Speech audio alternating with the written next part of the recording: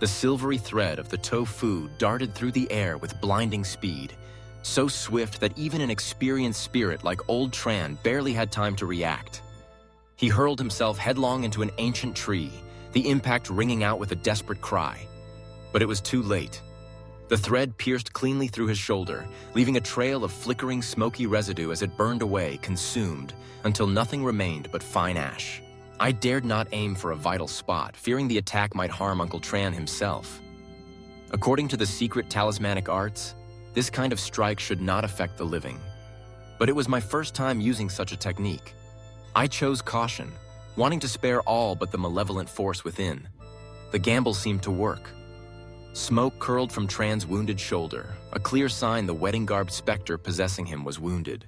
Adrenaline surged as I pressed forward, gripping my peachwood sword, my spirit quivering with hope. I could end this.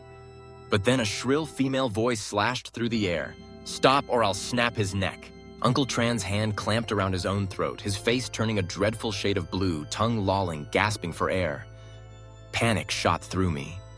If I struck now, the vengeful spirit might break his neck before I could banish her. I froze, heart pounding, sword inches from my target. "Let him kiki," I shouted, fury boiling inside, the taste of blood sharp in my mouth.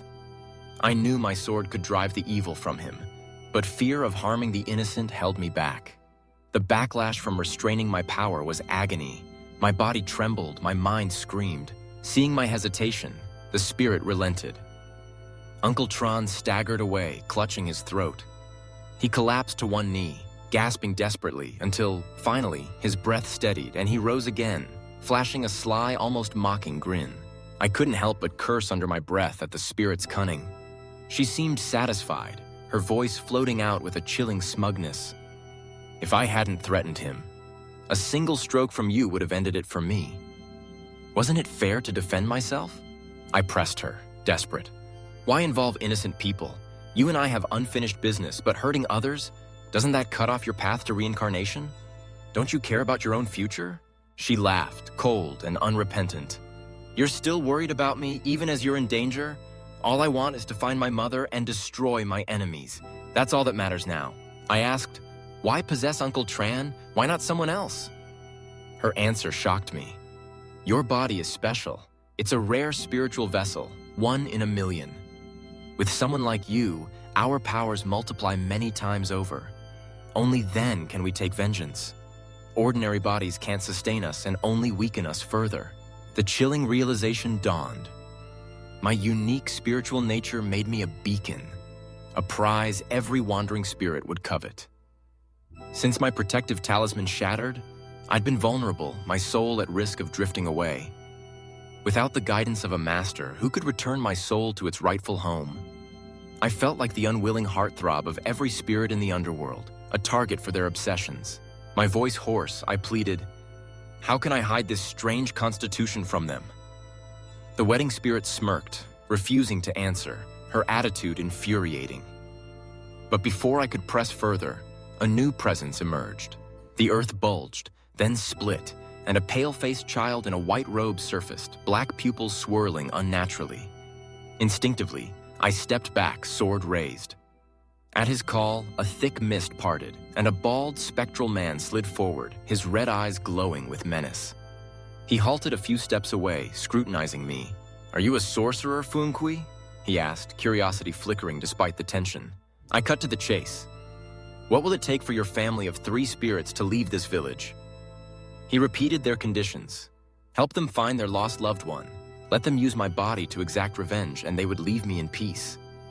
I refused the second demand outright. "I'll help you find your kin, but I won't permit murder. In return, you must help me too. Nothing comes free." The bald spirit considered, eyes narrowing. "You want our help with the curse, don't you?" I nodded. "Interesting. Few dare bargain with spirits. If you agree to all our terms, we can assist you. Otherwise, there's nothing more to talk about." The 3 spirits stood united, their resolve clear, but I needed answers. Why can't you sense your loved ones anymore? My question caught them off guard. The wedding spirit, borrowing Uncle Tran's voice, confessed, "We're confused too. Our family was always connected. But suddenly, it was like something cut the bond. We searched the whole village but found nothing. Then you appeared. As a spiritual vessel, you can sense things we can't. We hoped you could help us find her. I paced, the weight of the situation pressing down. After a long moment, I asked, "Did your connection break at the same time something happened to my foster parents?" All three spirits gasped, exchanging wary glances. "Yes, the strange curse that struck your family cut our own bond as well." I struck my sword's hilt in realization. The same dark magic that tore my family apart had severed their ties too. "Our enemies are the same. We should be allies. If you want your family reunited and I want my soul protected, we must face this evil together."